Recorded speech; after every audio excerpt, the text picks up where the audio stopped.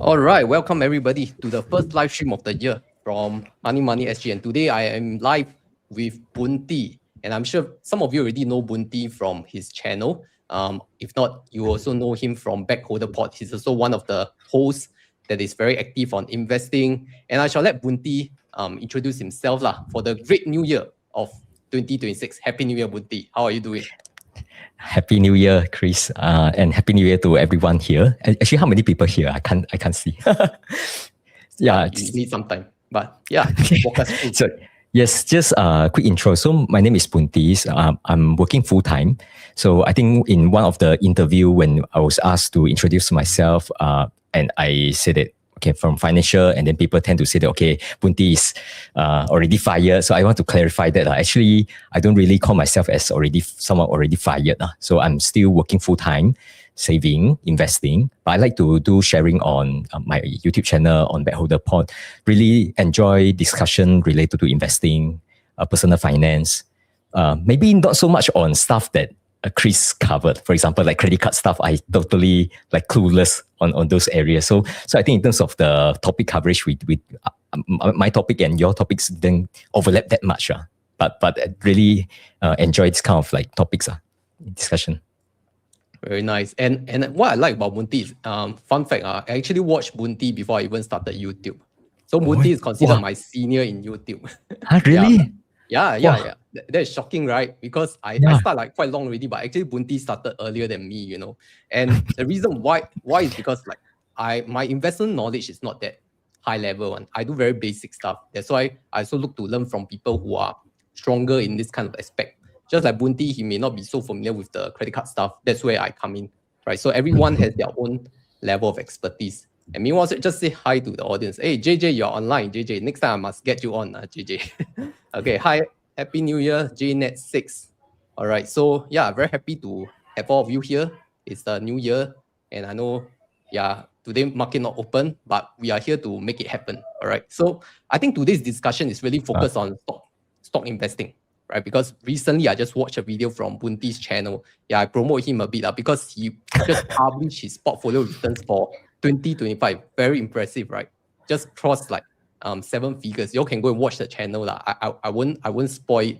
But I really want to know, right, Boon, because I am a very different investment approach from you. And from what I watched in the video, right, I think you are quite a familiar person with stock picking, right? Stock picking. And I'm more prominent in index funds. Okay. And I think it is very important in this day and age that people are, kind of undecided, especially when they start investing. Should they really go index funds or should they go stock picking? Okay, I'll let you set up your argument first, because like maybe you share with us your journey. Like how did you get started on investing, then how it progressed to where you are right now? I think, okay, let me talk about my journey first, because I think when I started investing, which is quite long ago, actually before I set up all this IBKR and then invest in, let's say, the US stocks, right? I invested in Singapore stocks. Even when I was in Malaysia working, I also started investing in Malaysia stocks. So for Singapore and Malaysia, these two markets, right? I think most people who say that they are investing, they don't really buy ETF, because ETF back then wasn't that popular. I think most people, they say, okay, I invest in stocks means that you buy stocks. So then how you choose your stocks is like everyone do their own thing. I think that is let's say if you survey someone who invested longer than 10 years, right? I think that is the default answer. So let's say I started working, I started working 2009, so already started investing. So really, it comes naturally, like I will just pick stocks because like we got no options. Like I don't know like US stocks exist. I don't know how to open US account. That was the time around, let's say like 2009 to let's say early 2010s. So that was how I get started. But if you ask me now, let's say if someone who is new, let's say you are 25 years old, you just graduated, you have money, you want to invest, you save and invest, right? I mean, standing from personal finance point of view, of course, I think the easy answer is that don't stock pick. You should just index. I think that is a lot easier because you don't have to deal with a lot of difficult things to learn. For example, like how to learn about analyzing stocks. This kind of things is not that easy, because someone who is totally new, they're just like, okay, financial statements, I also don't know how to read. You ask me to study, then I will just like find it too difficult. Then I will just delay the entire process. I think that will be the risk if you say, okay, you have to start from stock picking. So I would say that from personal finance point of view, right, you should start indexing. That's my view. But It's just that indexing? Yeah, I have. Actually, when I started my IBKR portfolio, right, I also started with ETF, like heavy ETF portfolio. It's just like one stock. I got Berkshire Hathaway. That is like very small proportion. It's just that I can also argue the other way around, like why someone should not 100% indexing. Because I think if you just 100% indexing, right, there's something that you don't gain, which is the knowledge of the market. Because I personally feel, right, let's say for someone who is just like indexing, then your engagement with the market, right, there's only one thing, right? Because you're already indexing, you don't have to do individual stock analysis. Basically, what you have to do, if you are interested with what happened to the market, then you just read financial news, right? That's just a easier way for you to understand what happened. Say for example, let's say entire market, your index, right, down by 10%, 15%. You're also curious. You're like, okay, why these things happen? Then you check financial news. But I find that, let's say, if you just understand the market through all these financial news, right, you don't learn the deep stuff. Because I think in order to understand the big market, right, you have to go down to companies level. Then when you understand things, what is happening at the individual companies level, right, then you have better appreciations of what's happening throughout the entire economies. Because you have something like in-depth knowledge on certain companies, and from there you can triangulate. So I think the learning part is that once you go into individual stocks, right, it's like your learning space becomes like so much bigger. You basically can learn about the company, the business model. From there, you can learn about the economy, so on and so forth. There's a lot of things to learn when you go into that individual company's level. But if you stay at high level, right, everything is like, okay, packaged already. Every time you look at it's just a basket, right? Then I think it's just like not many things that you can learn from there, Okay. Yeah. Yeah. So I mean, that's an interesting thing, because I have, like first year after I started investing, I got into my full-time job. Then they have this employee share purchase plan, right? So that's where you contribute a little bit of your salary, and then you get to purchase your company stock at a discount.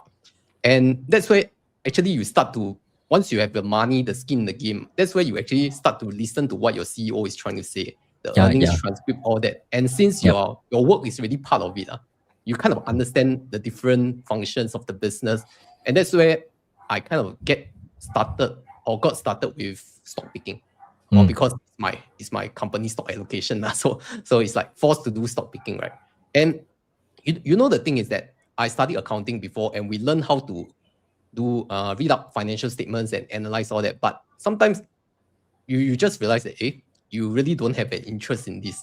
And I believe that a lot of people who have not done any financial education or professional qualification, they may not also be interested in all these financial news as well. So like Boon, you're very interested. Like what got you so interested in investing? Because I myself have financial background, but I'm like okay only. Like I wouldn't say like I will go and read all the financial statements. Like, okay, I'll read some of it, those that interest me, but it really takes a lot of effort to go through so many company reports, right? Because it may sound very foreign to you.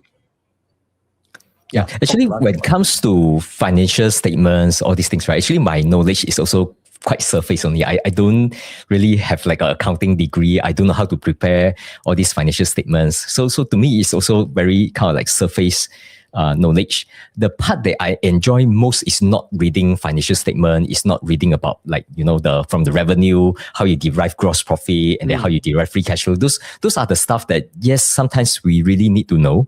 But that's not something that I'm passionate about. I'm more passionate about the business model part. Right. So business model is like how the company make monies, right? How they grow, how they make monies. Say for example, let's say like just watching the movie, The Social Network, right? The movie that talk about Facebook. So you also have you watched that movie before? No. It's quite a great film. So it's quite old already. I think that firm's quite a number of years ago. So that firm basically talked about Mark Zuckerberg in university, how he started his Facebook, and then when Facebook they just grow the user, then they still talk about like how can they monetize. So it's like you look at it not from like individual person like the founder, but as the business, how they grow, how they attract user, the mode that kick in once you have the flywheel, right? Because more user attract more users to the social platforms. This kind of thing is like if you see it from the business model perspective, I find it very interesting. So actually, that's the part that I like to study a lot now. The other companies that I can mention is that I think in my initial years of like doing individual stock investment, I invest in Apple. And most people, they engage with a brand, with a company, with a product is like you are the user. You don't see it from the point of view of the company and the shareholder.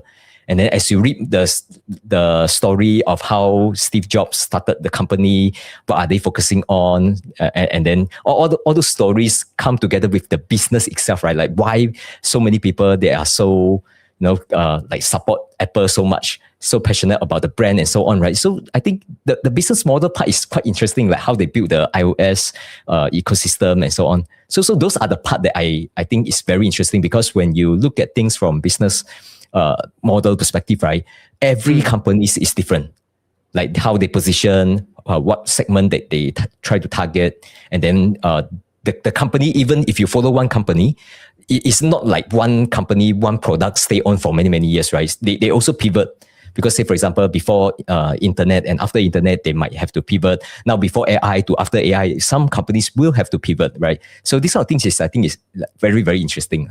Like look at their competitions. Yeah. I remember I watched a movie on McDonald's, like how it started. Yeah, that one is also quite good. I really like the movie, right? Yes, how it even originated. And it's not even an original idea. He just stole the business. Ray Kroc. Yeah. Impressive. Yeah. And he started quite late, right? I think he's in, don't know what, 50 or 60s, right? He's not young. He was not doing well in life. Then he just chanced upon an opportunity and he just leveraged the hell out of it. Yeah.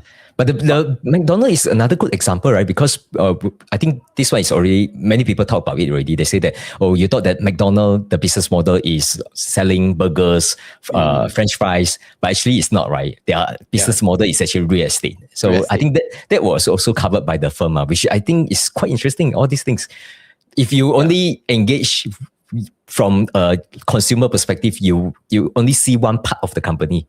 You need to see from the other part, which is the owner part, the management part. So then you get a fuller story, right? And also at the same time, we are still engaging with them from user perspective. Like for example, I use the iPhone. Then you also like you are their customers, right?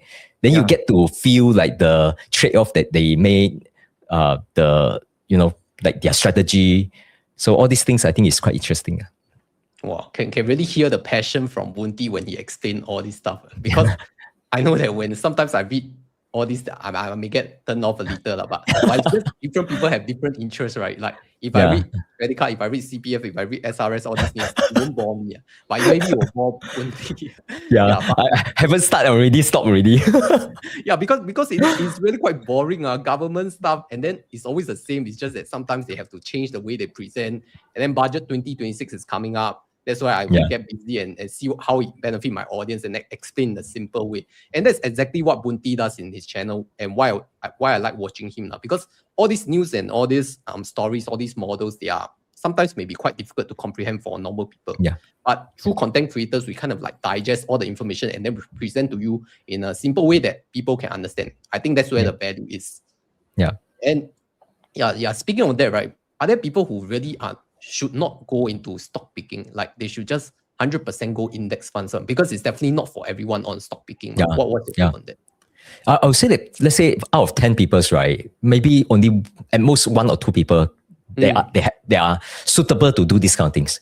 I would say that 80% of the population, right, they should just do indexing. And then the purpose of the indexing is that you get the exposure to like broad-based market, right? Like let's say the entire global stock markets going up over a long period of time, then you get to enjoy. Then you just participate and imagine. I think the the point of like doing indexing is very simple, right? You just tell people that, okay, you imagine that you just don't have to spend a lot of effort. Like essentially it's like zero effort, right? You just do the automatic transfer to your brokerage account and then just automatic buy, right? And you are getting average result out of like so many professional investors, right? So you are it is structured such that you are getting the market returns. I think this is quite unique. It's like this kind of things only appear in investing. Because let's say, imagine that I go and play sport, right? Play badminton, right? Imagine I day one like enter the tournament, then now I'm at the median already. Yeah, impossible, right? I will be the last. It's like the last whatever that I get into. Let's say I start learning about cooking, right? I enjoy the game to learn about cooking. I'm the last already. All these games, right? It's like in terms of the result, you are getting the last. Only when it comes to investing, because ETF exists, you just buy the entire market, then you get the average market returns, right? I think that one is like, it's a steal, you know? So I think for most people from personal finance perspective, you should start with that and you shouldn't wait. Like the best time to invest is always like 10 years ago, right? Second best time is today, right? So you should start early. I think that one is very clear. It's just that there are a small group of people who are very passionate about these kind of things that we talk about, and then they just enjoy doing that. So as long as you don't concentrate too much so that you do a lot of work then still underperform, then that's fine, right? That's why I would advise, let's say, even if you enjoy stock picking, right, you should still have a portions of your money in ETF. So that, because we don't know one, you thought that you are so good at stock picking, right? It's very possible that you underperform. And all this is backed by studies. It's like but even if you know how to do individual stock investing, even you do the right thing, right, there's still good chance that you underperform. Not to say that you sucks at picking stocks. It's more like we are, in terms of how much time that we can spend on analyzing stocks, right? Because just in Singapore stock market, I think there's maybe around 600 or 700 companies, just Singapore, And then when you talk about the entire global, right, probably there's about like 10,000 companies. You don't have time to spend to study 1% of the companies, because out of 10,000, 1% is what? 10,000 is like 100 companies, right? 100. For me, it's like to follow 20 companies is already like too much. So that's why when you underperform, it's not about like you pick the wrong stocks. It's more about like there's one stock or 5 stocks out there that just outperform so many other companies, and then you just overlook, like you didn't cover that area. So you just miss it. And by just missing that, right, then you are, like underperform. So it's not like you do the wrong things, So that's why I think just do the passive ETF. I think that's still the right things to do. And that's still my default advice when I have these kind of conversations with friends and let's say my audience. Yeah, and I just want to point out there, because when you just start out investing, right, maybe you don't even know what is suitable to you. And then you kind of try either indexing or you try to do stock picking. At one point in time, you will realize that there is more suitable for you. So you will need to try out, okay? You try maybe half and half. You see which one suits your temperament better. And we always say, right, behavior and emotions and your heart matter more than the brain and whatever you think you are good in the theory. Because when the real crash comes, right, when the tide goes away, you will see who is swimming naked. That is a famous thing in investments. Okay, and with that, right, I also want to move on to the second point on dollar cost average versus crash buying, because I think we are currently still in a bull market, and this crash buying phenomenon is getting louder and louder. Because I remember back in our times, right, 2022, when the market was so bad and so poor, every day is bad news on. Nobody is talking about crash buying. Everyone is talking about survival, high interest rate, how to secure a job in a layoff, right? Then now we start to see all this crash buying stuff coming up, and this year is getting less and less sexy already, because this year is very generic advice, which works for a lot of people. But crash buying sounds very exciting, like you are trying to 抄底, like you can win other people in debt. Okay, so I want to ask Bunti, like what is your approach towards your investing framework? Do you support, or I wouldn't say support, do you practice more of crash buying, or do you practice more of DCA, and why?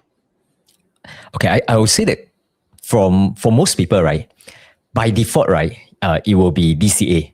Not so much about like which is better. Like it's more like most of us, I mean, maybe it's like 0.1% of the people investing is like suddenly you got an inheritance and then you suddenly got, let's say like few hundred thousands you need to deploy, right? Then you need to think about like, should I DCA or should I just straight away buy one off, or should I wait for crash, right?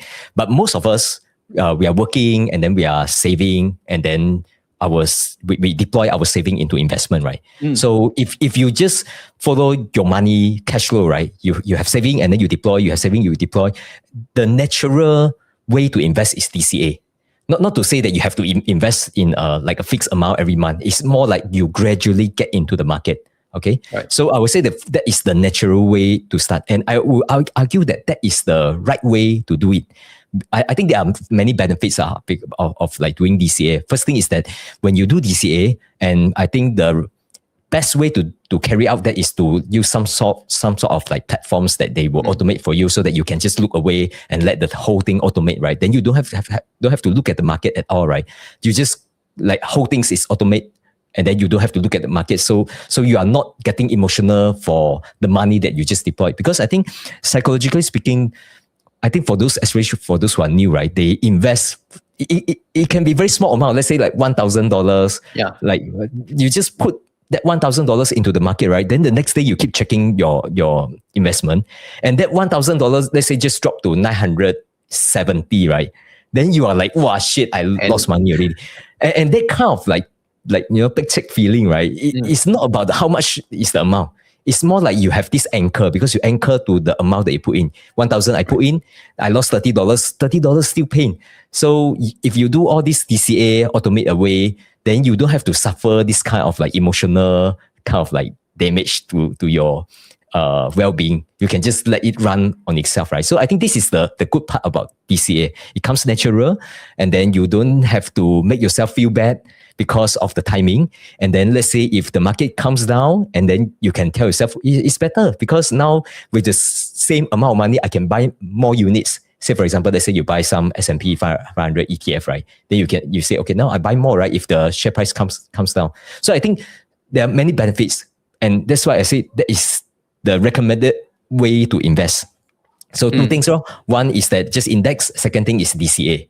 Okay, but what is the recommended way? Your way, So then talk about my way, right? Actually, my way, I would say that it doesn't really matter that much, because my portfolio is already quite a decent amount already. So if you look at my DCA amount, right, it's very small relative to my portfolio.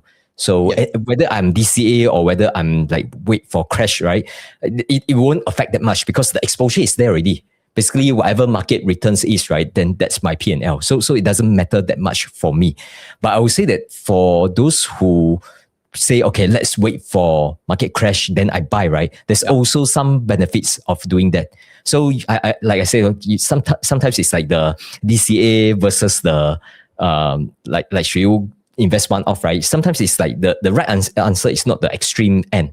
It's more like you need to have a balanced approach, right? So the DCA part, yes, you should do that regardless. That one, I think as long as you are saving, then you should continue to do it, right? But you also need to keep some money to deploy during crashes.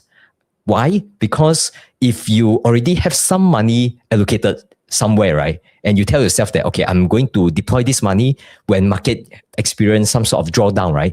Then this kind of drawdown is like every year you will experience something. Like small one, it will be like 10-15%. Bigger one will be like 20-30+% kind of drop, right? This is very normal. It will happen almost every year. It will happen, right? When it happen, right, then your focus, right, is more like, wow, okay, now I get to deploy this amount of money.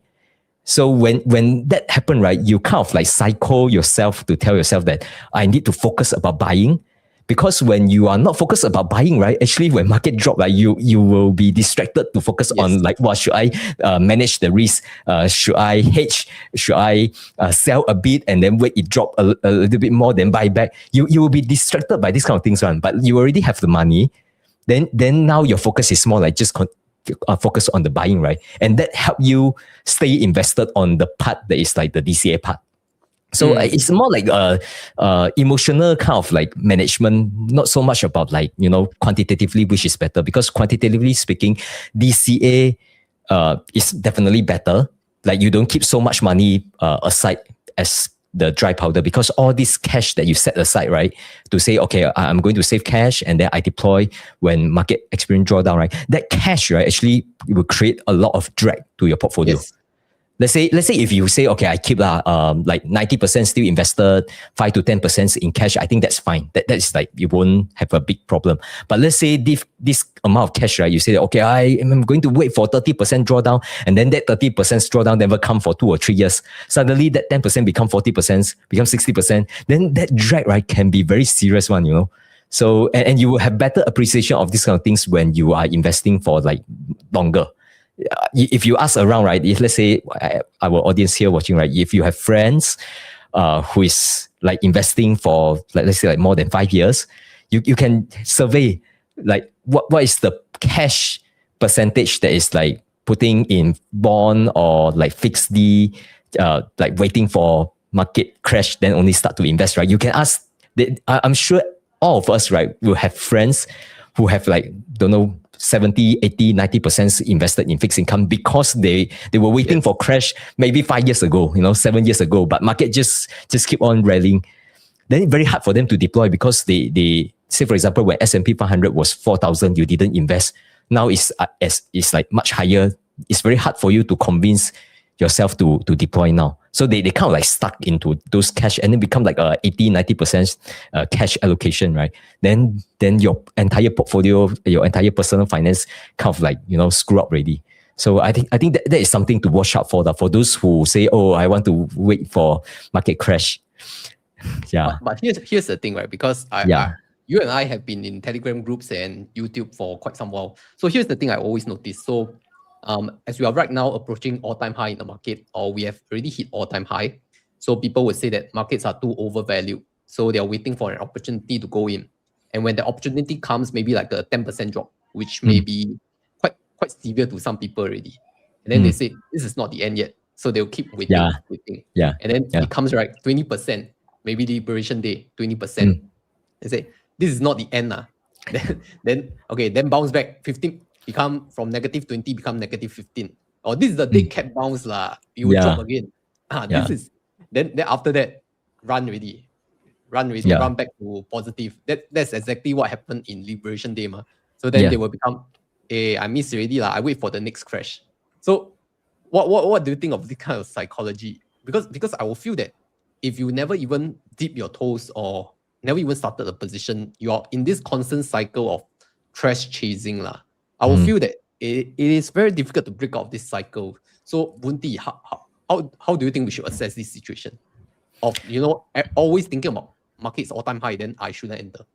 Yeah, I think the easy way is just to stay invested. And let's say if you have DCA, you just continue to DCA, right? Then you don't have to worry about all this crash buying, because if you look at market, right, especially over short term, we're talking about like weeks and months, right? If you study the dynamics of the market, right, it's very interesting actually. Market over short term, right, they exhibit this kind of like momentum behavior. Momentum means that if the market is going down, right, most likely it will continue to go down. And then when it is going up, right, it will tend to continue to go up. And because of that, right, that's why market is very volatile on the way down and on the way up. So let's say like the example that you just given, right? Let's say market just, for whatever reason, just dropped by 10 or 12%, right? I would say that if you, at that snapshot, you ask me like, what do you think? Do you think that now we already dropped 12%? Do you think we will rebound here, or do you think that we will go down? If that happens, right, I will tell you that it will likely continue to go down because of momentum effect, right? That's why very hard to time it. Usually those kind of drop is very sharp. And then when it rebound back, also like kind of like very sharp one.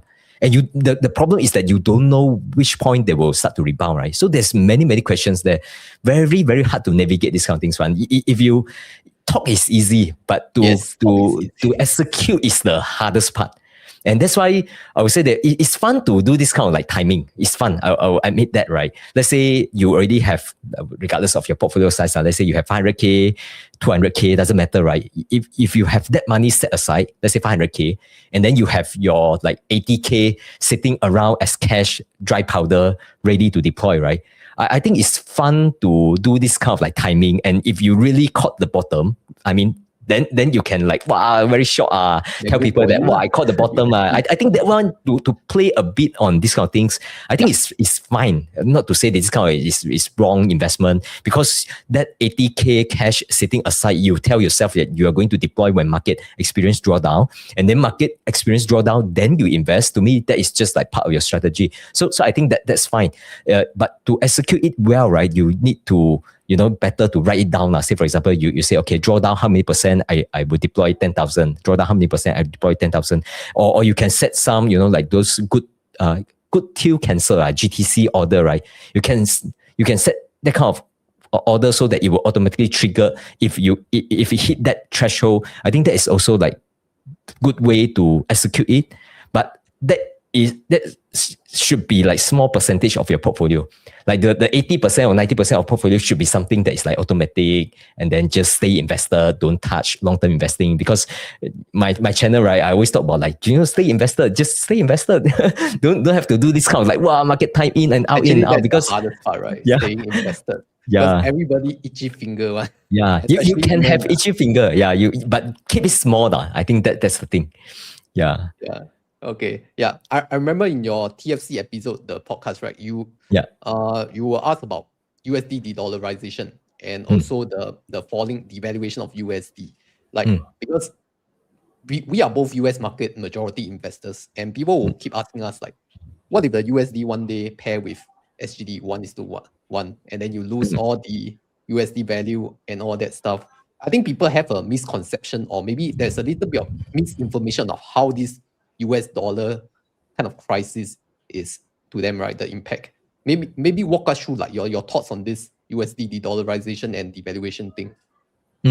I think people are worried about USD because this year US dollar versus Sing dollar dropped by about, I think, 6%, right? So for those who invest in US market, and then let's say S&P give you, let's call it like what, 18%, right? Then you have to minus that 6% when your portfolio is expressing. S&P 500 was 17% YTD, right? Yeah. My exact return is only 11% in SGD terms. Yes. So that is, I underperform the market in a sense because of USD depreciation. Yeah, carry on. Yes. Please. Yeah. So that is like, you look at 1 year, like every 1 year you look at these kind of things, right? A currency exchange, right, definitely affect our returns. And just to give you some idea, right, let's say we talk about like S&P 500, I forgot, let's say the volatility is about 16-18%, right? Then the currency, roughly speaking, right, is about half of that. So let's call it like 9%, right? It's still very high.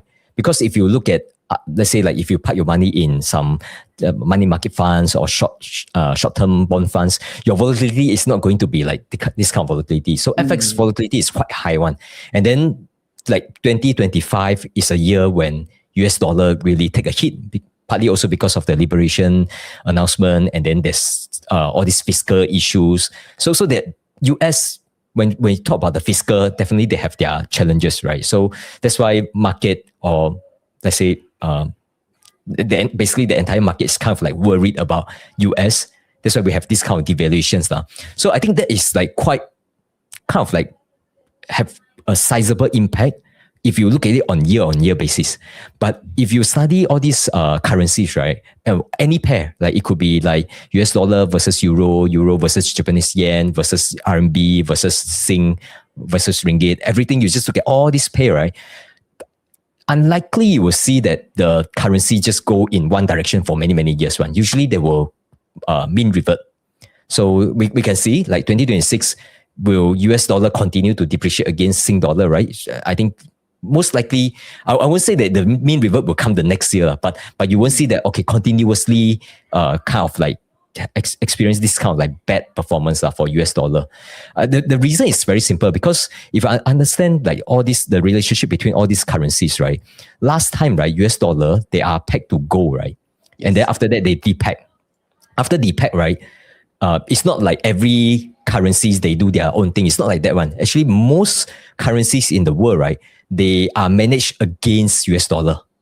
Okay, for Singapore, I think Singapore is a bit unique because Singapore dollars is managed against a basket of currencies, and then that basket is not known. But I think the market they have some idea on what's inside. Say for example, I think US dollar is also quite a big one. RMB also quite a big one because of the trade volumes, right? Trade amount. So, but if imagine that USD is like the dominant currency, the other currency they all peg to USD, not like an explicit peg. It's more like they are all affected because US dollar is still the trade currencies, right? So there will be a impacted one. So say for example, let's say one country their foreign exchange reserve is mainly in US dollar. That's how they support their own currency, right? That means their currency itself also depends on US dollar to a certain extent, right? So then when Singapore basket of currencies contain this kind of like currencies, they all go back to US dollar again. That's why it's very unlikely to say, for example, US dollar versus Sing dollar, they experience, say, for example, like 6% devaluations on average over the next, let's say, like 10 years. I don't expect that. When you talk about like 2%, I think that's quite normal because that is just, if you look at the interest rate differential, it work out to be like, let's say 2 to 3%. So the 2% devaluations against Sing dollar, you should expect that. You should put that in your assumption. But if you say, okay, are we going to experience this kind of like 6% every year for the next 10 years? I don't think so. Just because like, our currency also, the strength also depends on US dollar.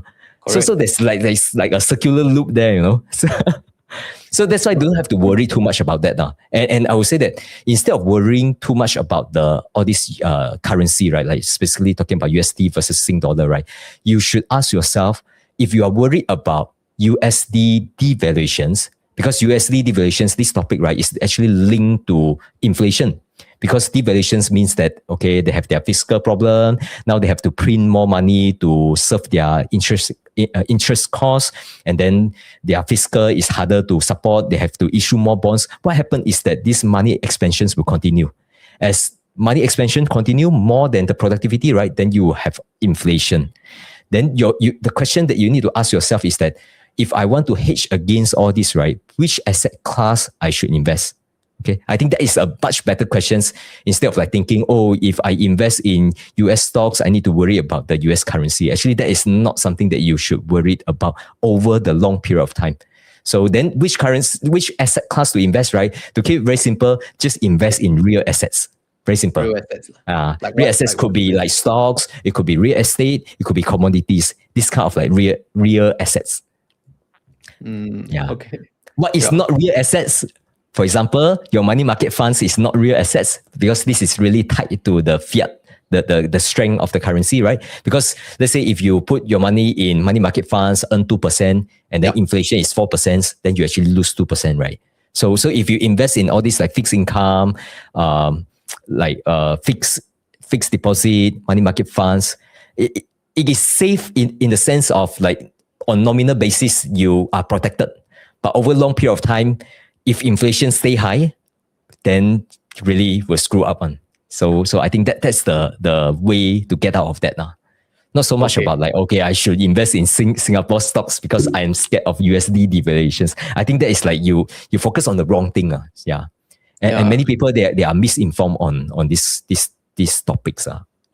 Yeah, I need to rewatch this because Boon said a lot already, but I can only absorb so much in the live. Later, I'll watch back this recording and try to digest what he said. But I really appreciate his sharing, because he can really talk very deep into these topics. So my other question on this USD is that, because in the past, when people invest in S&P 500, it's mainly US companies with a US market, US denominated revenue. But now the top companies in S&P 500, it is quite different already. They are global markets.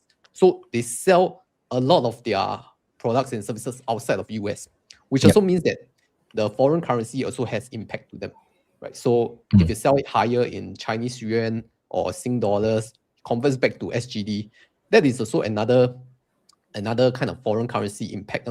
So a lot of people, they may be misinformed or misconception that US companies can only sell to US domestic market. And unless you have been working at MNC, right? Then you kind of realize, even though all those headquartered in US companies, they are also diversifying their revenues outside of US and in fact outside of the world. So it is very different from what people tend to assume, that S&P 500 means only US domestic market, and anything outside of US is not S&P 500. Yeah. It's also very interesting to me. But what are your thoughts about globalization and also a changing world order? Your thoughts on that? On this topic about all these US companies deriving revenue outside of US, right? I think that's also the reason why, when people talk about market is overvalued, they quote these Buffett indicators, right? So Buffett indicators is basically the total market cap of US companies divided by the GDP of US, basically US country GDP. And because the market cap depends on the valuations of this company, and many of these companies, they sell to global, they sell everywhere, right? Say for example, or like Meta, they also derive revenues from the entire world, and then Apple also sell to us. Basically anything that we can spend on, which is US companies, that one actually is the revenue they derive from Singapore, right? And when they can sell to Singapore, likely they also sell to other countries as well. So that's why this Buffett indicator, I think is somewhat not so useful anymore, because your numerator and your denominators, they are measuring different things. Because when they sell, let's say for example, Apple sell iPhone to a buyer in Singapore, right? They don't record that as a GDP for US, but that earnings and the multiple actually is recorded in Apple market cap, right? So that's why I think that's also one reason when you look at Buffett indicator, it's kind of like going upwards so much. Then everyone say that market is overvalued, but I think that indicator is kind of like overstating the market valuations. So okay, that's on the globalizations part. So I think that's the things, right?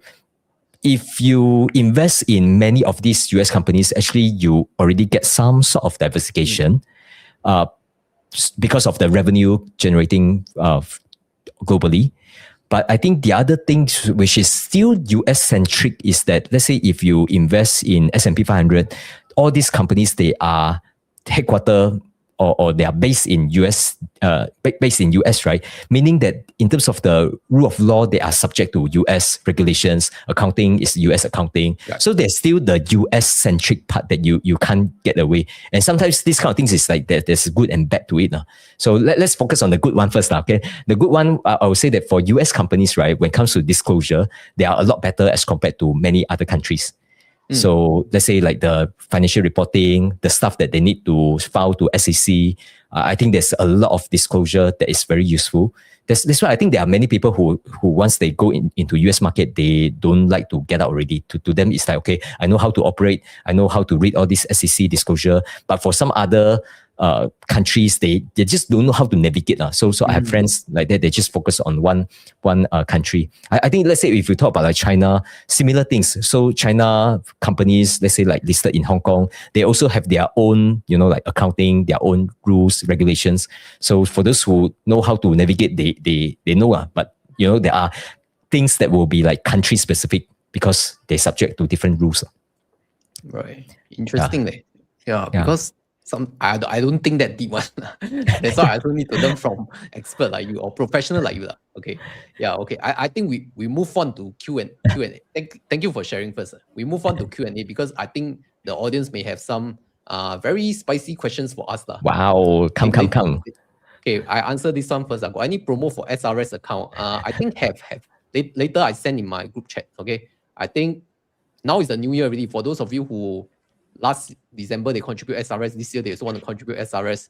Yeah, I'll do more SRS content because people, they put in SRS, but they also don't know where to invest.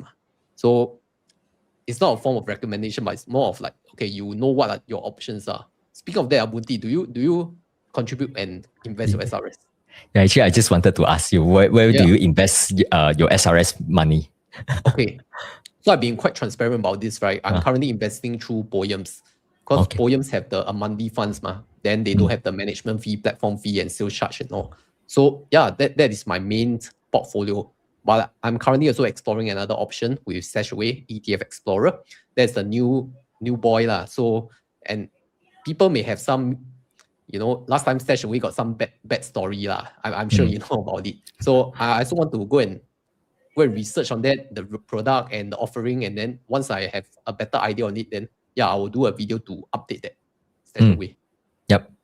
Then my turn to answer. Yes, I have SRS, and then my SRS is with Endowus. But by the way, not sponsor. And I know that there are some people who told me that if you compare Endowus versus let's say like poems, right? SRS got platform fee. So let's say Endowus, if you are watching, you have to do something about it. If not, you are going to lose me as your customers already. But I'm kind of like, I made multiple videos on that. Because sure if you watch it. Sometimes I actually know like these kind of things, right? It's not like I am totally ignorant. It's just that sometimes, we have inertia. Like I don't like to keep switching my money around. Once I set out already, I just let it run. It's not a big portfolio for my SRS. It's not all of my SRS because some of my SRS is still in T-bill. So I still roll a bit in T-bills. So, and a portion is in, and I was investing in S&P 500. So yeah. So if they don't, they have to do something about it. If not, I will seriously consider to switch out. Yeah. I know what they are doing about it, but I cannot share here. Okay. But sounds good. Okay. Yeah, that's the best thing, right? No cash. Sorry. Can you repeat again? The question, are you 100% in equities with no bonds and no cash? No, not 100%. Actually, I mentioned to my audience that I started to save a bit of cash. I mentioned that for, I think, longer than a year already. In fact, I have been building my cash. It used to be really 0%, no cash. It used to be on margin some more. On margin. Average before. Yes. So that was, I think, 2022, I think I was still on leverage. But then after that, since the interest rate went up, right, I cut that leverage down to zero, no leverage. I think that's like quite some time already. And then now I have built up my cash positions. So the cash positions, not I don't know how to express it. Like let's call it like maybe slightly above 100,000, right?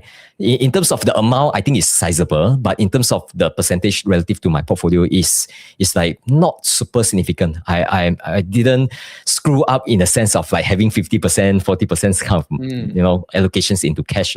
And then after that, I still have my mortgage. So I don't know, like the mortgage can renew next year, then maybe let's say if then by next year, I might put more money into mortgage just to settle it earlier. So that's also part of my considerations. Okay. So in terms of cash, it's like not small, not big. Small or big, I don't know how, it depends. Like you look at the amount, it's like not small. It's not like 10,000. It's not small. But in terms of percentage, it's not significant. So okay. But definitely not 100%. So here you are saving up to pay up the home mortgage. Yeah. Okay. And is there a particular reason of it? Like you just want to reduce the debt level and whatnot? I just don't know. I think just to keep the overall financial like simpler. Okay. Just don't want to have too many things. It's not like big because the place that I'm staying. But by the way, this is fake background. Don't think that this is my actual place that I'm staying. My HDB. I bought my place at about 300,000 plus. So in terms of mortgage, I think right now it's about like 200K. So it's not like, I think, let's say if I save out a bit of cash, then it's not like I can immediately pay off everything. But I can, if that cash is not used, right, then I will just pay off sooner. Maybe I expect within the next 3 years probably can pay off already. Yeah, I mean that is interesting, right? Because you're good in investing, but you are also like, people say that mortgage is a good debt, so they want to leverage as long and as big as possible. So you are not in that maximalist camp for mortgage. No.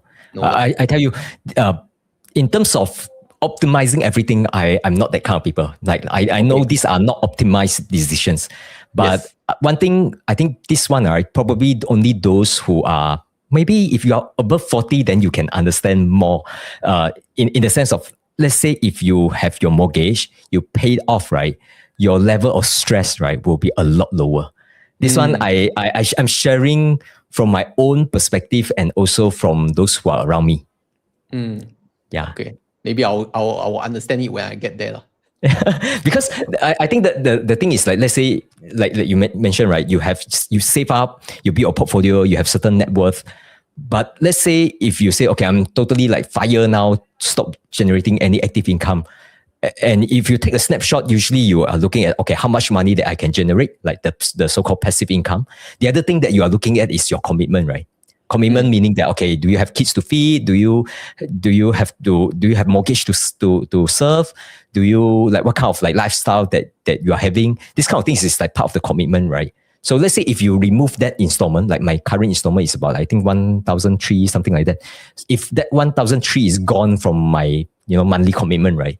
Then it's kind of like something that can help me distress a lot. Yeah. Okay, I get it already. It's like one less thing you need to settle in your life so you can focus on the other 99 stuff. Yes.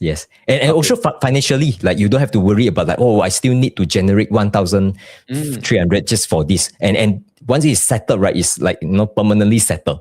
Okay. So I think that is like a bit liberating once I achieve that. So probably over the next 3 years. Okay. But I don't know. But now I heard that the mortgage rate is very, very low. Like 1%.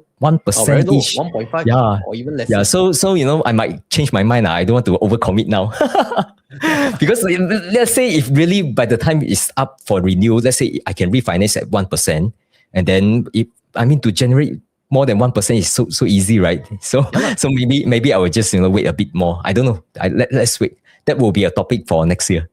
Yeah, but you need to do so above 200K. Less than 200K, they probably won't take you in. Yeah, that's my consideration also. Like I can't get a good deal because the amount is too small. Yeah, these are some home mortgage loans that only homeowners will know once they are in the game. Yes. Okay, how about investment in gold? Buddhi, do you have exposure to gold first? This one, I think we have one episode for Backholder and then we discuss about gold investment, right? By the way, why gold? Why not just talk about silver, right? Silver up, 150%, right? I actually have one friend who's like super bullish on silver. It's like 2 years ago already tell me like, wow, silver, I tell you, keep on, yeah. And I asked him like in terms of your allocations, like, do you have sizable? He said, yes, very sizable. Wow, I was like, wow, what already lah? So come back to the questions. Like, I have some goal, but I don't see it as investment. I see it as collection. Like I collect for fun one. More like my Bitcoin also, it's like collections. It's like so small, like in terms of percentage, not like, we're talking about like single digit percentage, right? In terms of my total net worth. So very small lah. But I have some like, for fun. For collections. Yeah. Oh, okay. Yeah. So myself, I invest in paper gold lah. Like I have a ETF fixed allocation to it because it's part of my asset allocation. It's like when I started reading all the war news, I know this is it already. This is the time already. Because Bitcoin at that time, I know that it followed the tech stock market quite closely. Right? Bitcoin cannot be dependent on war, despite how they say it. Then turns out, gold is still the answer. Then 2025, silver overtook gold as the fastest rising. Yeah. Never saw that coming. Yes. It's like, I think most of the gain actually came in over the past 1 or 2 months. It's not one straight one. It's like very steep exponential up. Quite crazy. Yeah, but by the way, I also have a bit of silver. A bit. Oh, you do? Yeah. So it's like same lah. It's like I buy those coin, right? Like physical coin, very, very shiny coin. But the bad thing about silver is that the shiny coin, once you keep for a while, right, it will become what you call it, right? Like it's no longer shiny. Yeah. And you are not supposed to polish it one. If you polish it right, then actually it might affect the resale price. Yeah. So that's something about silver collection. Yeah. There's an oxidation layer on top of it. Yeah, oxidation layer. But you are not supposed to polish, not to say that once you polish, the silver content will be gone. It's not like that. The silver is still there. It's just that once you polish already, people look at it's like, wow, this one, how many years, 10 years, 15 years silver, why it is so shiny, right? Then the price is like lower, very strange. Because those who collect silver, they want that, the old look, the oxidation layer, they want to see that. So not recommended to polish it. But I have the bar. Oh, you have the bar. One kilo. Yeah, heavier than 1 kilo. Heavier, okay. Nice. But it's not that expensive when I bought it. Yeah, now slightly more expensive, maybe. Okay. By the way, we are not silver salesmen. We suddenly now become like silver salesmen. We should get some sponsorship. Layman knowledge lah. Okay. Okay, now Yeah. we got a question direct to you already. So Yeah. Bunti is assuming too much in that the past will be a reflection of the future. In other words, past performance indicator of future performance. Unfortunately, the world order is changing, so will fortunes. What do you have to say about this? Yeah, I think this one is a bit like, it's also tied to my profession one because, don't talk about the work lah. Maybe talk about like my educations, right? I study statistics, so when you study statistics, right, then try to understand like how I process all this like market knowledge, all these things, right? The first thing that I look at is definitely the history first. And then we are not saying that the history, the future will be the same as history, but the history, right? When you don't know anything at all, right? The history is your first indicator. Say for example, let's say we talk about S&P 500. People ask like, "Oh, S&P 500, like what kind of returns can I get?" You are not supposed to say, "Wow, I have no idea. It could be any number, like totally random." It's not that kind of things because when we talk about like, okay, if I stay invested for 20 years, some year you have good returns, some year you have bad returns. Average out, it should be what number, right? That is the question, and that question is it's kind of like a quantitative, scientific kind of questions. You can logically analyze, you can come up with some sensible approach to estimate, and usually the first thing that you look at is like, okay, like historically. It is, for example, like 10%. You want to bet that it's going to be 20% for the next 20 years? You want to do that kind of bet? It's like, it is sensible to say that, okay, if we just assume they are same as the past, so you come up with some number, right? And then you can say that, oh, no. Last time it used to be 10% because if you invest 100 years ago, the PE is only, let's say like 15.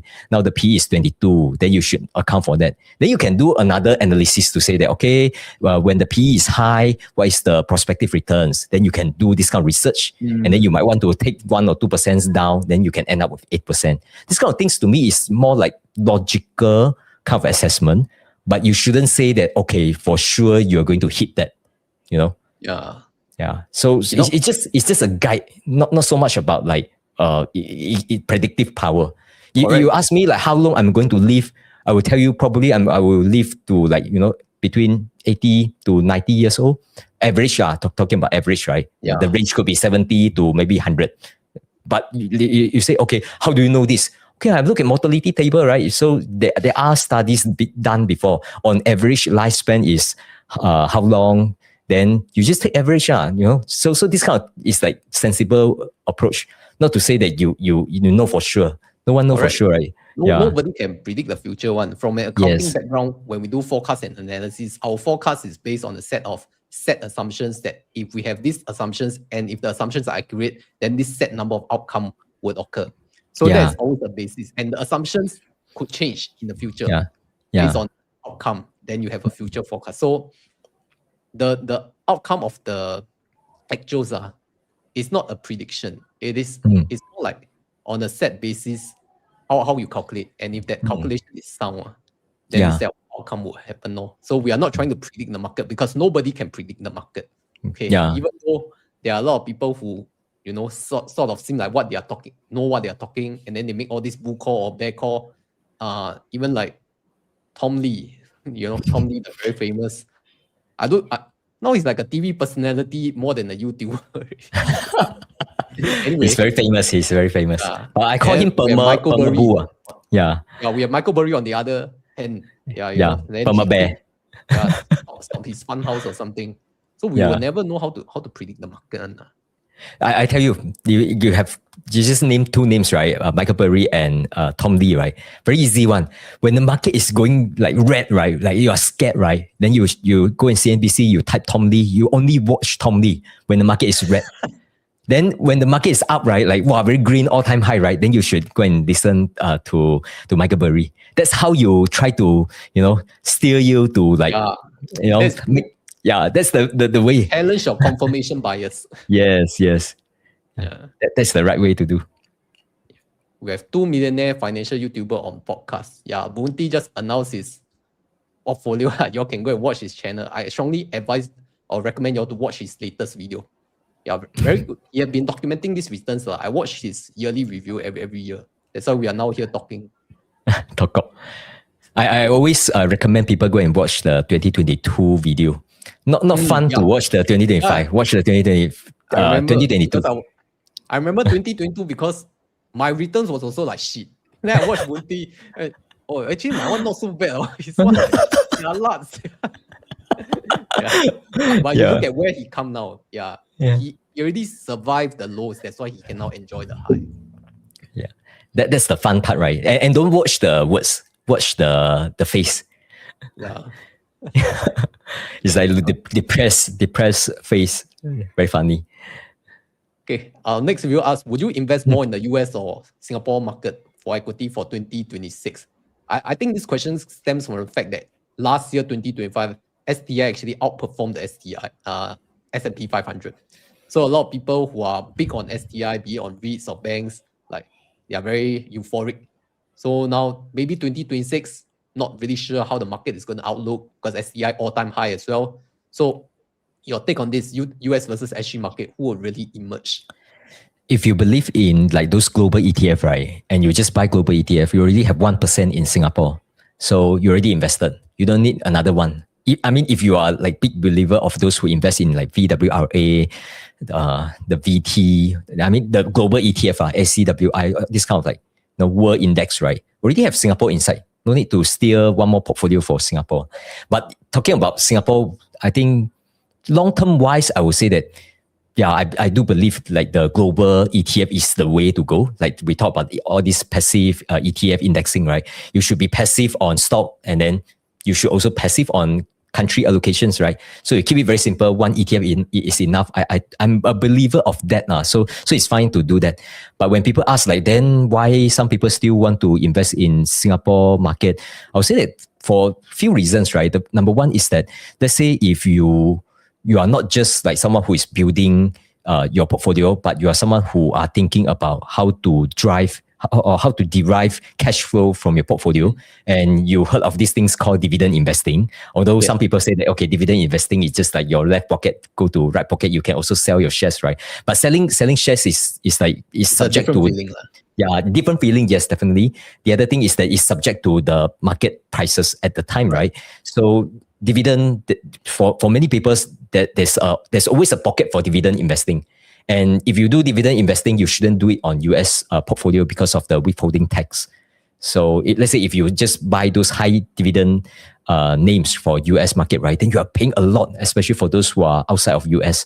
Right. So then for this group of investor, they can allocate a portions to Singapore market, right? So it makes sense to have allocations depending on your situations. That's the investor situations, right? Personal situations, right? The other thing is that I think for Singapore, probably, and over short term, quite like, let's say over the next 1 to 2 years, it might continue to outperform the market. The reason is because I think there's a lot of effort by the government to try to push up the market, by SGX also. So there's this partnership with NASDAQ, right? They try to have some partnership. So I think that is also something that will help Singapore market. Then the other thing is don't know how many billions allocated. I also forgot it's allocated by who. Maybe you can educate me on this. Is it the Temasek or GIC, right? Be in billions, right? So all this money once deployed, is going to have like at least short term, right? That is going to be helpful for Singapore market. So I think there's some short term reasons to invest in Singapore market. But if you ask me, like to me, it's like maybe the short term one, I don't focus too much on that. But in terms of the dividend one, yes, I have some very small dividend portfolio that I'm building very slowly. So I'll continue to do that, but very slow. Okay, so overall still positive for Singapore 2026. Yeah. When I invest in Singapore market, I don't expect to earn as much as US market. For example, let's say if I buy a REITs, right, and then I look at the REITs is paying, for example, I actually haven't looked at it so closely. Let's say I look at the dividend is 6%, right? My expected return is just 6%. As long as the price don't drop so much, I'm okay already. I just think that, okay, the capital is there and then the dividend is my returns. The price is okay to stay flat now. So I kind of like having a lower return expectations. But sometimes all these things is like, okay, that you have another pocket elsewhere, then I think it's good from diversification point of view also. Yeah. And the most importantly is the cash flow part. Because I don't want to, I remember Contra Turtle he mentioned, right? He said, okay, I'm going to build this, 5.4 millions. Once I achieve that 5.4 millions, then I will move. Correction, 4.5. Yeah. Sorry, 4.5 millions. Forgot the number. Move to dividend, right? So for me, it's like I also plan to do that, but I don't plan to do one off, right? So it's more like as my age continue to, get closer to retirement age, then probably I will allocate more to dividend portfolio. Yeah, I think that's just the natural process. Like when we are young, we can afford to take more volatility, see the market go up and down. And then when we're in retirement age, we just want more cash flow and income kind of investing. That's where we start to shift. Yes. That's just a natural way of progression. Yeah. And I'm not young anymore, So many people, they don't know, look at my face. They thought that, okay, maybe it's like this year already joined the new club. We already, it's already joining 40 years old. For start, the first digit is 4. Oh no, I'm still processing this. It's all right lah. I mean, as long as your heart young can already. Okay. Speaking about that, right? I want to ask you, because someone asked about when should we start topping up CPF to avoid tax? Maybe this question more directed to me lah, but I also want to ask you, like, when do you start? Do you top up CPF and when do you start? Top up CPF, you mean the special account, right? Yeah. Or so VCN, this one I did it I would say the wrong way lah, because I top up too early. So I meet my what do you call it, the basic retirement sum. I forgot the name already. Sum. No, healthcare sum already top up, already full already. Special account also already, full retirement sum also full already. But I did it like a bit too early, so now I cannot top up a lot already. So that's why I haven't really optimized that too much. So I would say that maybe this kind of things, let's say before you are 30 years old, maybe you don't need to top up so early. You can leave it when you are earning more money, then you top up, right? Yeah. Okay. I think it's not an age thing. It's more of an income thing lah. More than income thing. Thing. Young, maybe they earn 200K a year. That's true. That's true. It's true. It's true. Just that it's outside of our realm. That's why we don't know such people exist, but such people do exist lah. Yeah. So it's more of an income thing. Some people say that the benchmark is maybe double-digit income tax bracket. That's when you should start looking at.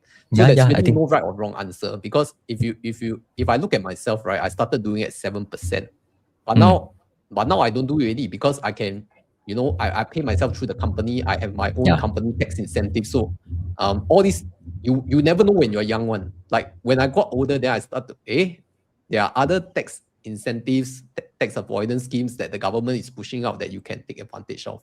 So life will change lah. So when you're younger, focus on your income first, right? Like Punti always say, focus on your active income first. Once you have active income, then you can really think about how you want to deploy your money, be it investments, savings, or experiences. Yeah, don't tax this thing. You watch my video can already lah. But if you really want to go deeper, right, then I think we can have a discussion on that lah. You come and talk to me. Yeah. Okay. Next one This question I don't really know what is asking. Silver prices between Shanghai market and CME prices. Do you feel it's worth holding silver paper contracts? Wow, do you know? This one. No, I don't know about all these details. Yeah, I also don't know lah. Sorry, because if we don't know, then we really don't know. Okay. I would say the easier part is that if you can find an ETF, right, and the ETF, you look at the AUM is big enough, right? Let's say there's like billions of money within the ETF. And if you look at the fee, it's like reasonable, then I mean, use ETF easier lah. Yeah. Why want to invest in gold ETF lah? Because I don't want to go and vote it or put a physical safe, and then one day lost my password or key. Yeah. Go ETF. Bunti, do you have exposure to crypto? Like collections of very small. Collections? As in, what kind of collection? You mean like the real? Or you store in digital wallet? I store in my hard wallet. Hard wallet. Maybe I can't find it already. Maybe I don't know whether it's still here or not. Like you always go off ramp until forget password or forget when. Yeah. Actually, I thought about this before. I was initially when I get into crypto, right, it's more about learning about this space. Because to me, right, it's like, what's the meaning of all this self-custody if you don't do the self-custody yourself, right? So it's more like for me to learn about this space, to know how to navigate, to understand what is the selling point of crypto. Many people still don't know all these things. They thought that all this crypto is just speculation only. So I really enjoyed that entire process of like, open brokerage account, have hardware wallet, understand like what is the meaning of all these public key, private key. So I enjoyed that. Then after that, I kind of like, think of like, when I look at this crypto asset class, is it something that I want to build like, like 10, 15, 20% allocations? The answer is no. So I keep it like very small, like single digit percentage, just keep it. But I store it in hardware wallet because I don't want to take all these platform risks. Then my question is more like, okay, now let's say if I write my will, right?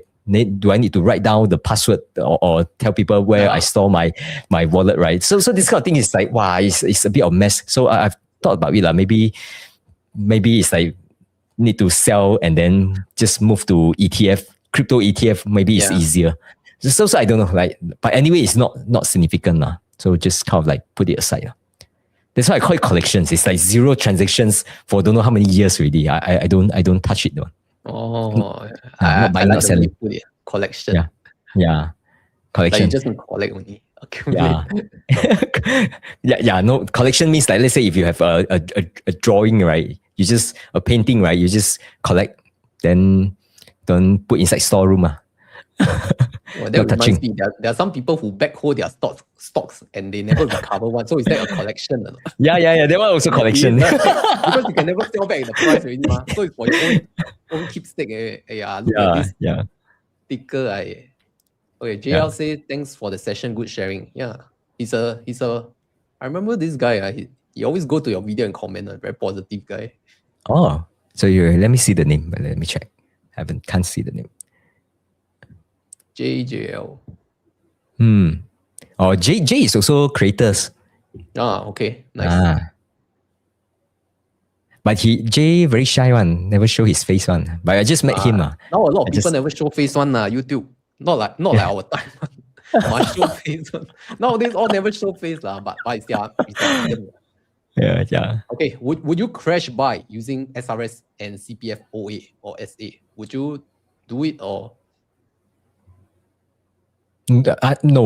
My SRS is on autopilot one, so it's really DCA. I can share the chart provided, right? So it's like, okay, this is the money, this is how much I contribute. So it's just zigzagging up and it's automatic one. That's the only one that is automatic. Yeah. That's the one that's truly automatic for me. So even for my main portfolio, I call it like sometimes I don't know, should I call it DCA? Because I kind of like buy almost every month, but it's not like fixed amount, it's not like fixed day. So sometimes I call it DCA also is like technically not right. But because DCA is automated, the computer will buy for you. Yeah. So correct. The DCA one, the true DCA is my endowers. Okay, nice. Okay.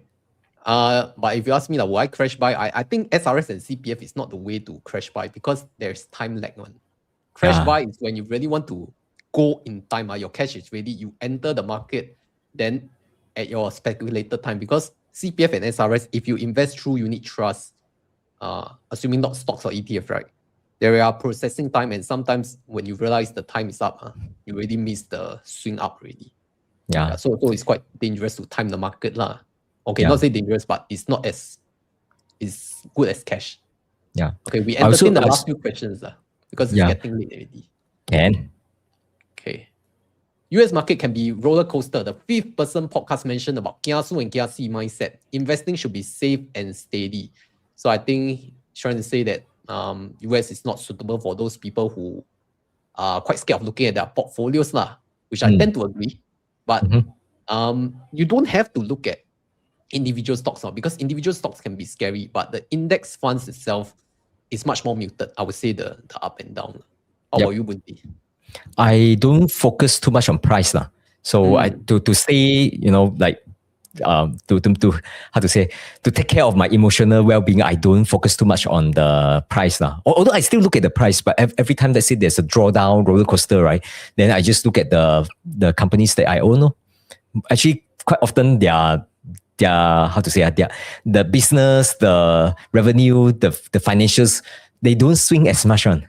They also swing. Let's say if you have some recession, let's say you talk about like 2022, right? If you go back to 2022 and look at the companies, even those that are invested in, right? Some companies, actually they drop in their revenue, profit, and some profit drop quite a fair bit one. But let's say if you talk about like Liberation Day, right? Because the thing is like almost like you don't see the dip in terms of their financial number all looks good one. So if you look at their fundamentals, it's like still solid, then why are you concerned, right? So when the price dip, it's like, okay, the thing is on discount. Let's buy. I remember, right? Because 2022, it was quite weird. When the company posts bad news, it can go up. When the company posts good news, it can go down. Like it just go against all your knowledge about the market. And then Liberation Day is another one. The company, no matter how good, the next day Trump go and say something. The market is gone. Yes. So it really challenged your faith or your knowledge in investing, that there are so many things outside of your control that you thought if a set of requirements happen, right, the outcome will be like that. But turns out it will not be like that. And that's how the market will play with your mind. Because over the short term, they are all driven by sentiment. And when you try to apply your logical thinking on the sentiment, right, then it's like a dead end, right? It's very difficult. Like you try to analyze like why, but actually there's no logic to it. It's all sentiment within those, short period of time. I'm talking about days and weeks, right? But over a long period of time, definitely they all follow fundamentals on. Which is why I like the point you mentioned that there is a lot of noise in this financial space. Even all the mainstream media, they are creating news based on hindsight bias. So it's very important that you know what you're investing in rather than you listen to what other people are telling you about it. Yeah. And you need to understand their incentive. Say, for example, we talk about understanding the business model, right? So if you think of it like, okay, let's say if you own, say, for example, CNBC, right? Then how would you manage the business, right? Would you try to give the best educations to your viewer? The answer is no, because it will be so boring. Right? I want to make people attention-seeking headline. Yes. Because from their business model, it's like the more eyeball, the more advertisement, and then the more revenue you are going to generate, right? So it's a very plain business model.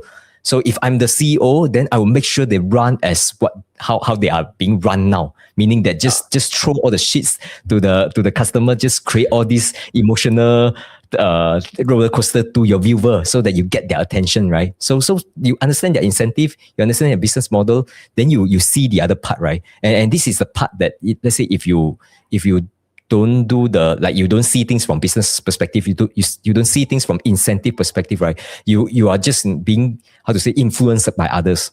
So I think the incentive part is very important to figure out. Show me the incentive and I'll show you the outcome. Yes. Very great quote. Yes. Okay. Do you have an opinion on covered calls ETF? Like, do you think they are, a good source of income? I think no. No, right? I think for ETF, let's keep it simple, right? Because when we talk about ETF, usually we are referring to broad-based stock only, like without leverage. Because once you get out from those like the simplest ETF, right? You say, should I buy a triple X on NASDAQ, this kind of like leverage ETF, right? There's many things that you don't know on. Say, for example, like how it will affect, there's implicit cost attached to this kind of ETF. Then when you have all this covered call, it's like those covered call that you sell, right? It's not free money, Like, yes, you are getting the premium, but it's not free money. Because say, for example, let's say if you look at let's call it like S&P 500, right? You just study this index over the last like 20 years, right? Where's the source of the returns? It's not like this index, they give you consistent 4% return every, let's say like every year, right? It's not like that. Actually, if you study the index, you will notice that the returns, right? Like so-called the average 10%, right? Actually, they rely a lot on those days when they perform like 10%, 11%. So you need that upside to support your average return. But let's say if you sell away this upside and in return you get this premium, right? Are you sure that this premium that you receive is able to compensate the upside that you have given out, the sell call part? So I'm not too sure about it, And you layer that with all sorts of fees, I'm not sure is a good idea or not now. So I would suggest that for most people, when you invest in like ETF, you should keep it very simple. Just get the market exposure. That is enough already. But when I say simple, it's not like 100% all either. You should have one ETF and then maybe some investment into like those safe assets like fixed income, money market funds, fixed D, whatever it is. Then you have a balance, right? Depends on your asset allocation really lah. Yes. Brings me to this question, like someone asked if you top few companies carry the whole S&P 500, right? Then why don't we just go for the top few? Like, why can't we just invest in the Mac 7 or maybe even Mac 10? And then the 490 we don't even care. Also good question, this one. Because actually if you look at index, right, S&P 500 is considered the big one already because it's only 500 companies. So if you say I invest in VT, right, that is not like just, it's a lot broader. It's like thousands of stocks inside. Then you can also ask like why S&P and why not VT, right? So the question is like, okay, do you want to bet on all companies like those like VT ETF, or do you want to bet on the big cap? And S&P 500 can be seen as like big cap because it's like 500 companies, or Nasdaq 100, but Nasdaq is more like, okay, a bit more concentrated into tech and then no financials and only 100 companies, right? Or there's also like mega cap ETF. So the question is like, okay, if you look at, you list down like these 10,000 companies, right? And then you just chop them out, right? Like this is the small cap, this is the mid cap, this is the big cap, then this is the mega cap. So you chop it out, right? Then I ask you, like, after you chop it out already, let's say over the next 10 years, which one do you think the return is highest? If you ask me that question, I will tell you, I don't know. Like, how do I know, right? Because if you compare the big cap versus the mid cap versus the small cap, sometimes the small cap outperforms, sometimes the big cap outperform, sometimes the mega cap outperform. The question is that you don't know when, right? Yeah. So then if you don't know when, do you want to bet only on a specific segment? So if you don't want to bet on like a specific small segment, when you talk about like only the top 10, right? That is like very, very small segment, you know? So you should go for those that is like broader ones. That should be the default choice, right? That's why if possible, just go for the world ETF broad base. I think that's it. You are done with it already. Anyway, that is not that different as compared to S&P 500, because if you look at US versus global ETF, right? US is probably 60+% already. Yeah. So it's like 2/3 is already US. Then by invest in global, you invest 1/3 into non-US. So you're kind of like covered all of them already. What else do you want, right? You want further concentration, it's fine. You have a good reason, you have a good thesis, you want to go for it, then I think it's fine. Let's say you say, okay, I'm going to invest in like the so-called like the large cap ETF. I forgot large cap ETF, how many companies inside, right? You ask me, is it a bad idea? To me, it's like, it won't be that different compared to S&P 500, and it won't be that different compared to like the world ETF. It's still okay. It's still diversified.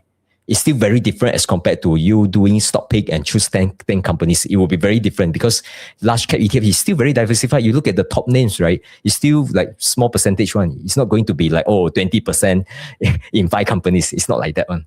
So as long as it's like good enough diversifications, I think it's like good to go. Nice. Okay. I think we are done with most of the questions already. Now we ask some light-hearted one. Come. Okay, so end of the session, right? Because I've seen your videos and your interviews, right? You are quite big on this thing, like against lifestyle inflation. Okay, I don't know if you're still against lah, but okay, because after I achieve some kind of financial milestone, like last time, lifestyle inflation is not something I would never consider. But now, as I grow older, I realize that money really cannot take to grave, you know. So sometimes I now am less prudent in spending my money. I'm okay to spend on experiences. So I know in this financial space, we always go against like lifestyle inflation thing. Like we will never get a condo, we'll never get a car, we never get all these other high-end upgrades or things that enhances our life. So have you ever come across a point where you think you will start to indulge in some form of lifestyle inflation, not necessarily car or condo? Your take on it. Actually, lifestyle inflation, I think this is very interesting because actually, I don't think you have to plan for it, one. Like for example, you don't need to say, okay, now I spend X amount and then when I'm 40 years old, then I spend more. You don't have to plan for all these things, right? Because lifestyle inflation is like effortless one. You just don't pay attention, right? Then your lifestyle will slowly inflate one. It's very simple because we all like convenience, right? Convenience, right? You once you get something which is like convenient, you like quality, naturally you are drifting towards like spending more and more over time. Then and it is easier if your income also go up over time. So income go up, then you just a bit like, don't control a bit, like naturally speaking, right? You will spend more. So it will come naturally. You don't have to plan too much about it one. But in terms of like how much you need to spend, I think this one is really very personal because like none of us can give advice to people like, oh, you should strive for this kind of lifestyle. Even if you talk to advisor, they will try to understand the lifestyle that you want, and then they structure your personal finance to meet that lifestyle. It's not the other way around, because lifestyle, it should come from you yourself. Okay. But I would say that for me, right, if you ask me whether my lifestyle have inflated over the years, I can tell you definitely yes one. My lifestyle in the past, right, is even lower. Say, for example, let's say when I travel back and forth between Singapore and Malaysia, I just take bus, because to me, right, I can't take flight because it's just too expensive. And I travel very frequently. Nowadays, right, I almost never take bus already. I always fly one. And I fly my family of 4, right? We just travel. And then we travel like 2 or 3 times a year to Malaysia. So that's like 4 tickets already.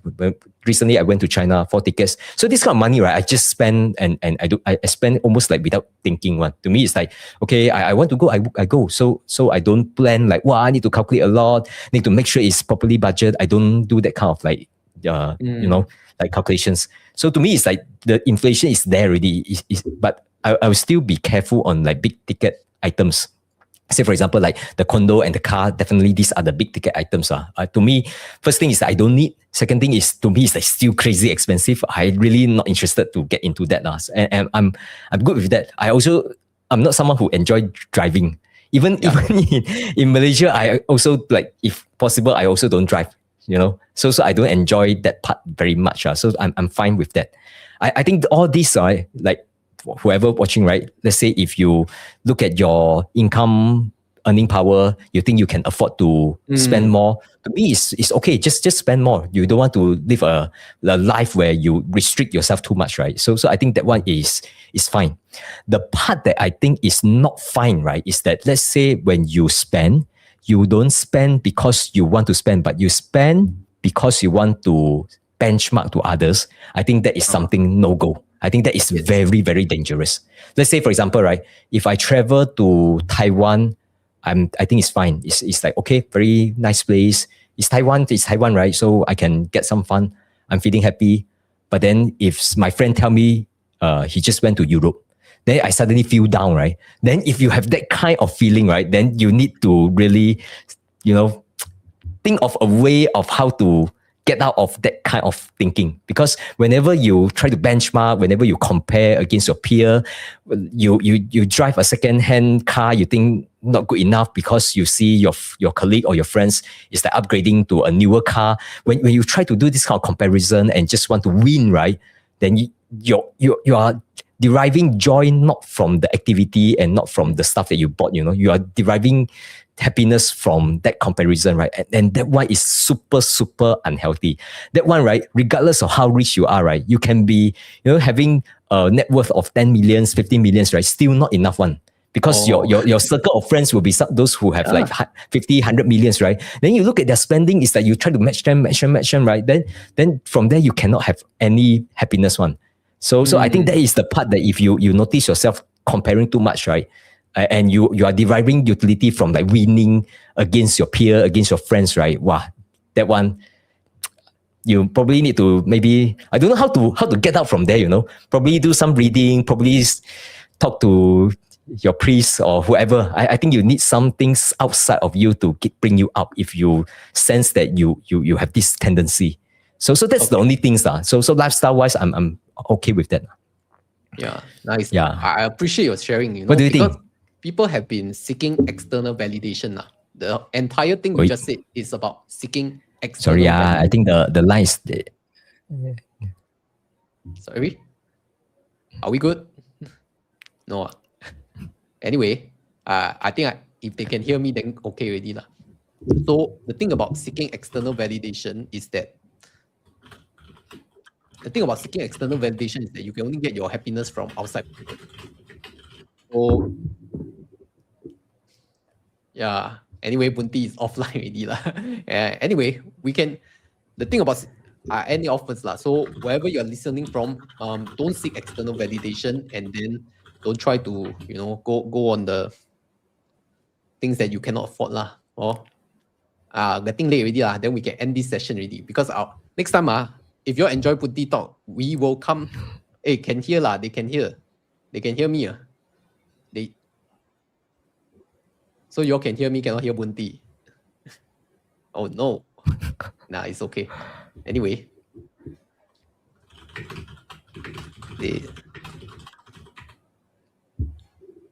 Okay. No problem. I will do this myself, right? Anyway, Bunti, you all can look at him. Anyway. Yeah, the thing is that stop seeking validation from external people. You got to go your own way, and lifestyle creep is okay one, as long as you can afford it.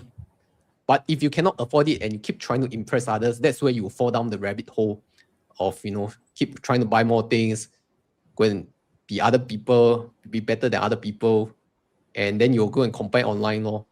Yeah, I'm going to have an episode on lifestyle inflation, because I myself will experience some sort of it. I think sorry, you're saying? Okay, thank you so much. Okay. Yeah, they can hear you, Bunti. But it's all right. The problem is that I can't hear what Chris is saying. That's why. Okay. That's okay. So never mind. I think our sharing for today is quite good already with Bunti in the house. I think he answered almost all my investment questions. So I'm very grateful to have him. Investment professional, answer all my questions. Next time you all want to learn, you all can subscribe to him. Also, Backholder Pod, go listen to his input. Okay. And with that, we'll catch you in the next live stream. And thank you for supporting our Wednesday. Today is New Year live stream. All right. See you all. Happy New Year 2026. Bye-bye.